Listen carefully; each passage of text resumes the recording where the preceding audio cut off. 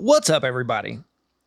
I've talked about reincarnation before, and somebody got really bummed out in the comments because they really wanted to see their family and loved ones in heaven after this life.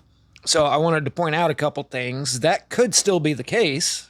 We'll actually go through a couple examples of that, like from the Theosophical Society.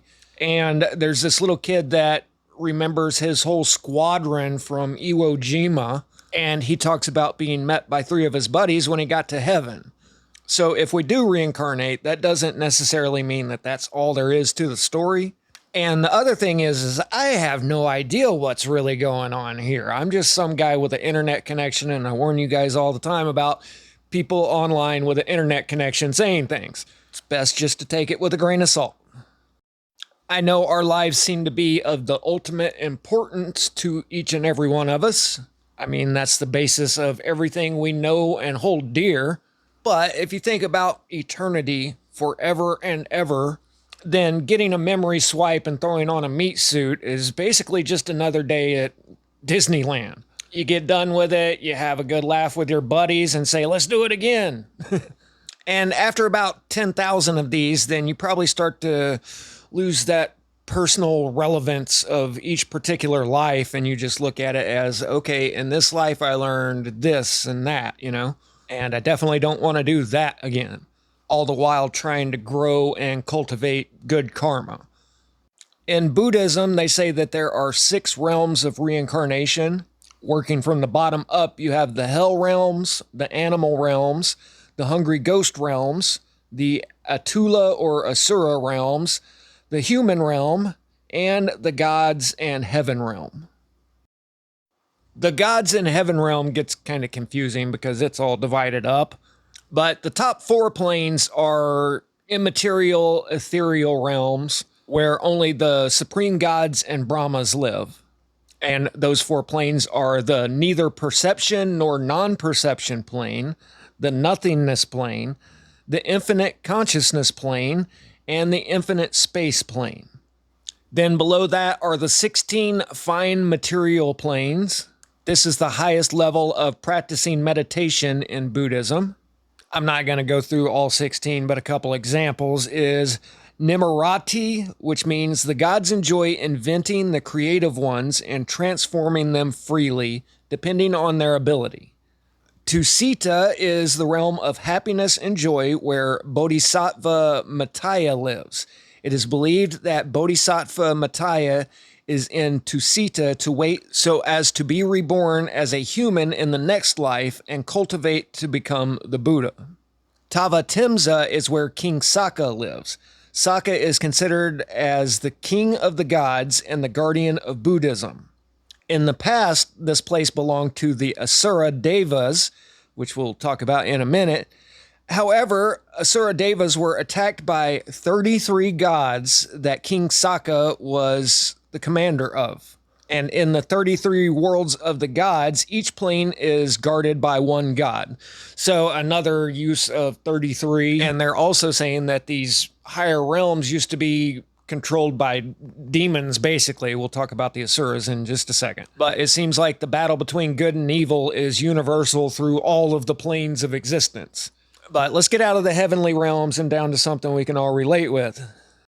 The human realm, or the sensuous, blissful plane. While the heavens and God's realm are full of joy and happiness, the human realm is full of both suffering and happiness. The ones in the human realm, depending on their karma, can be reborn in either rich or poor families, beautiful or ugly, weak or strong, etc. So if you're not familiar with that idea, the better your karma is, the more well-situated you're going to be in your next life. And if you have bad karma, then you get stuck in a bad situation. And the way I look at it is the world as a whole is going down a big spiral of bad karma. We have a culture that promotes greed and lust and all manner of bad things, while also creating things like single mothers that are in a bad situation. And then they have kids. Some women just use kids as a paycheck. And those poor kids hardly have a chance in this world, growing up in a household of 5 where you're just there because mama needed a check. And that's just one example. There are so many ways that nowadays kids can be born into a bad situation. But that's on the negative side, which unfortunately it's somewhat human nature to dwell on the negative side. On the positive side, being a human is a rare gift. I mean, we are the most refined piece of technology in the known universe. I mean, there's nothing else that can even come close to conceiving and building a Ferrari. But we can, and we underplay that all the time. New Agers always talk about reaching a higher state of consciousness, and, I bought into that for a long time too, but now I realize we are the higher state of consciousness. How much higher do you want to go? We're just smart enough to realize the mystery without being so erudite as to be jaded. I mean, we don't really want to be omniscient. The fun and adventure is in discovering new things, learning new things. It's like watching a good movie for the first time. You're completely enthralled in it. But then by the 10th time through it, it's just background noise. But really, if you think about it, being a human is one of the highest honors in the universe. There's nothing else like it. And according to Buddhism, the only reason we have pain and suffering is because of our sins and bad karma. Which, back to my modern society analogy, you spend your life womanizing and being a slumlord and capitalizing off the suffering of unfortunate people, and bam, you get reincarnated as children number 7 in Section 8 housing. It's humans that create all of these problems. Everything's circular, like the Buddhists point out.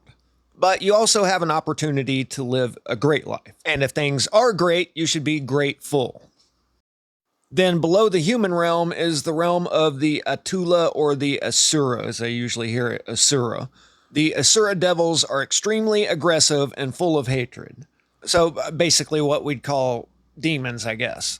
And I've had a theory for a while that that's just people that their anger consumed them or something, and then they just want to make other people suffer along with them. I've met plenty of people right here in this life that do the exact same thing. So apparently if you get good enough at it, they'll just give you a full-time job of it. Then you have the realm of the Pitas or the hungry ghosts who must suffer because of an extremely woeful life.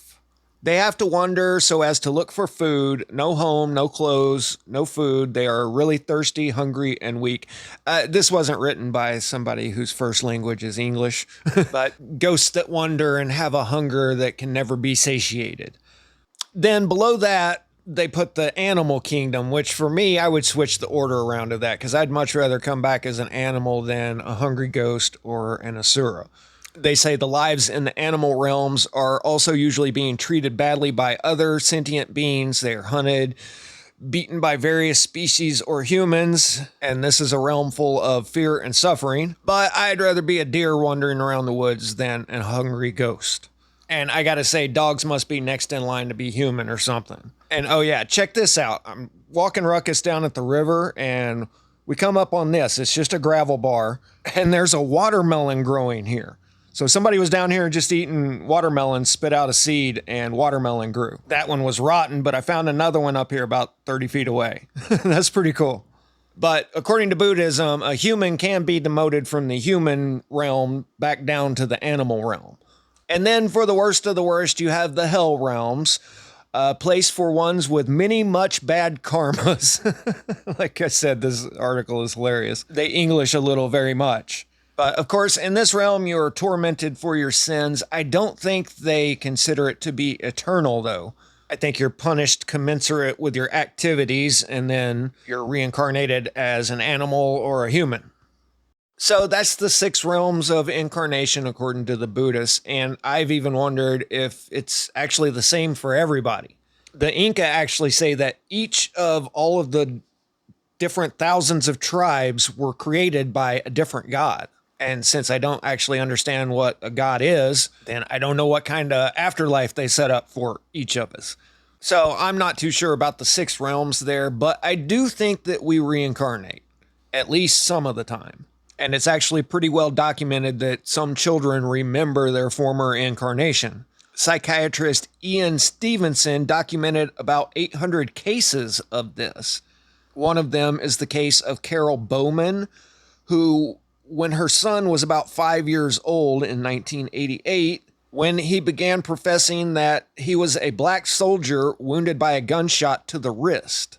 They put him under hypnosis, and he said that in his previous life, after his wounded wrist was bandaged in a field hospital while he rested on a bench-like bed, he was sent back to the battlefield to mine the artillery pieces drawn by horses and was ultimately blown up by enemy cannon fire.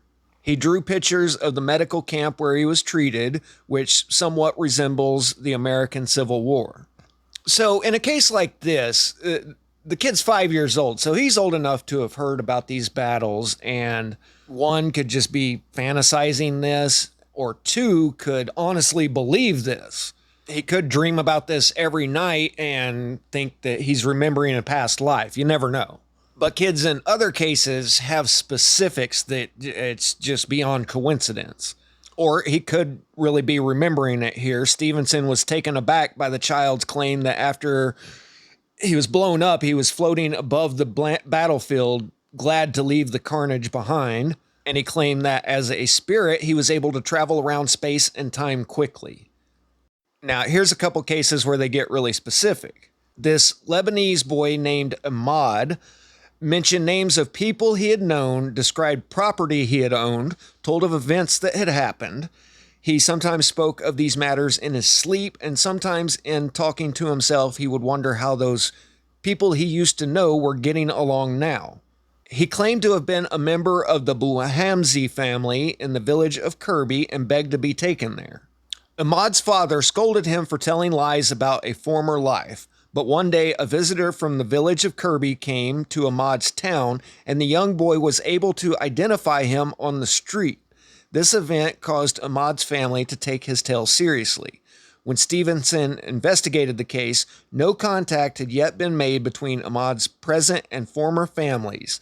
Although the two villages were only about 15 miles apart, there was little social or commercial interchange between them.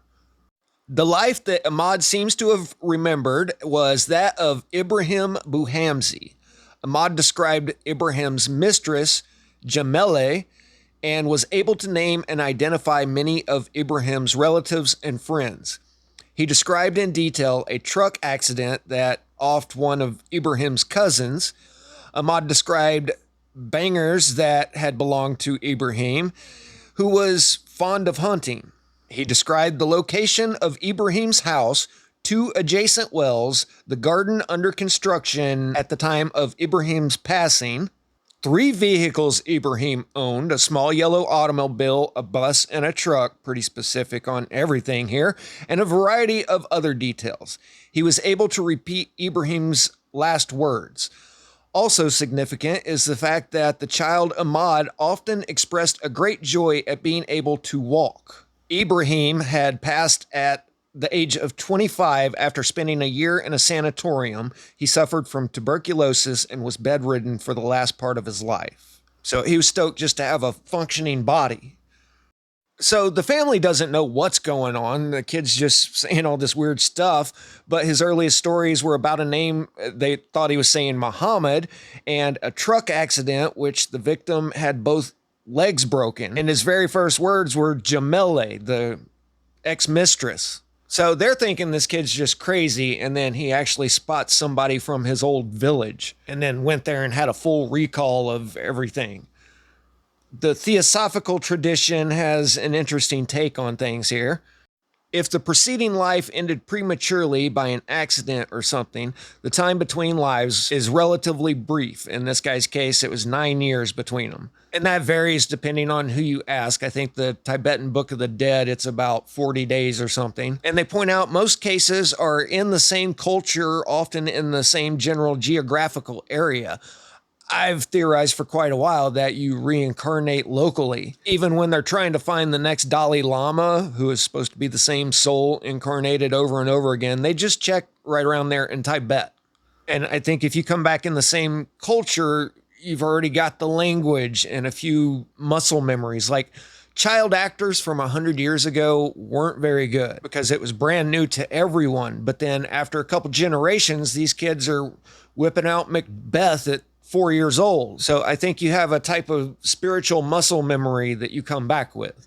And then on the more sinister world chessboard level, if you send a bunch of soldiers over as cannon fodder in some foreign country, then the inherent nature of the next culture is going to be mixed.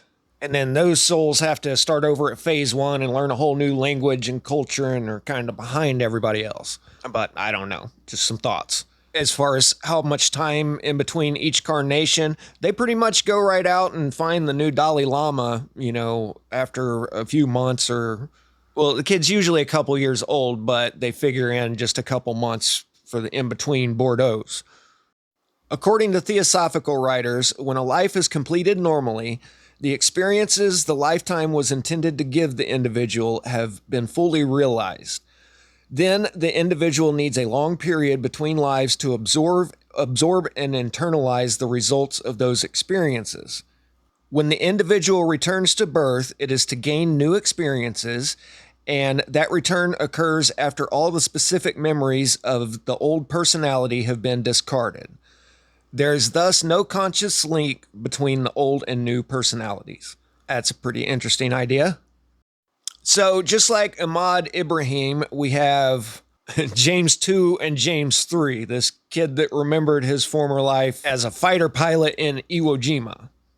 So when he was 22 months old, his parents took him to a flight museum, and he was probably recalling past memories when checking out these planes. And then when he was just shy of 2 years old, she got him a little plane that had a bomb underneath it, and he said, "That's not a bomb, Mommy. That's a drop tank." Then later she learned that a drop tank is extra fuel storage. But 2-year-old James knew exactly what it was, and she said it's not like we're sitting around watching World War II documentaries all the time. He's watching cartoons, but he knew what that was. Shortly after turning 2, James began having nightmares as often as 5 times a week, in which he would scream and kick his legs in the air, crying, "Airplane crash! Plane on fire! Little man can't get out!" At 28 months, in response to questions, he told his parents the little man was himself and that his plane had been shot by the Japanese. About 2 weeks later, he added more details. His name had been James, he had flown a Corsair, and he had flown from a boat whose name he gave as Natoma, which, despite sounding Japanese, he insisted was American. Over the next 3 months, James added that he had had a friend, a fellow pilot named Jack Larson, and that he had been shot down near Iwo Jima. He also began expressing his memories in art, obsessively drawing naval aerial battles. And he correctly named the American aircraft as Wildcats and Corsairs and referred to the Japanese planes as Zeeks and Bettys. He sometimes signed the drawings James 3, and when asked why, he said it was because he was the third James. Well, it turns out he's the reincarnation of James Houston Jr. So he was already James 2 last time, now he's 3. So then his dad starts searching the internet and discovers the USS Natoma Bay was an aircraft carrier that served in the Pacific during World War II. It was part of Iwo Jima, and there was a pilot named Jack Larson that had been based on that ship. How tripped out was the dad at this point?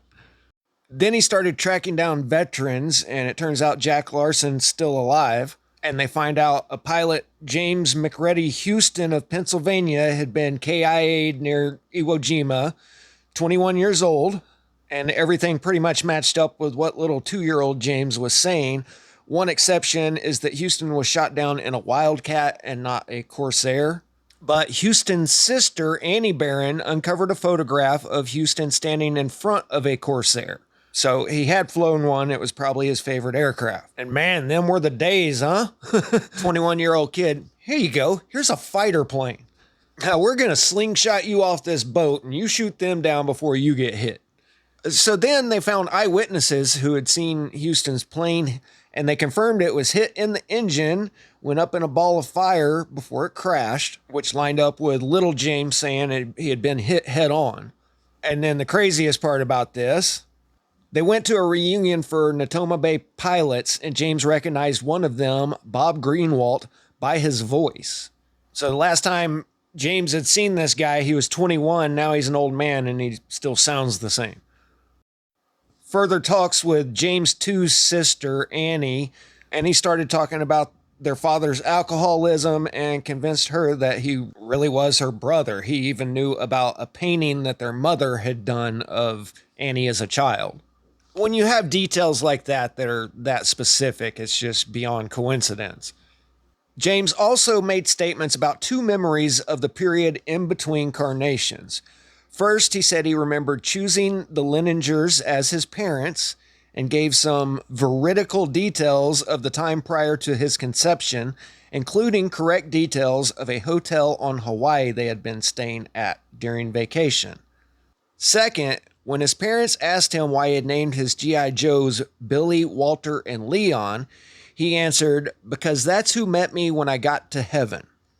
The parents later learned that 3 squadron mates of Houston's who had been killed prior to his own death had been named Billy Peeler, Walter Delvin, and Leon Connor. Wow.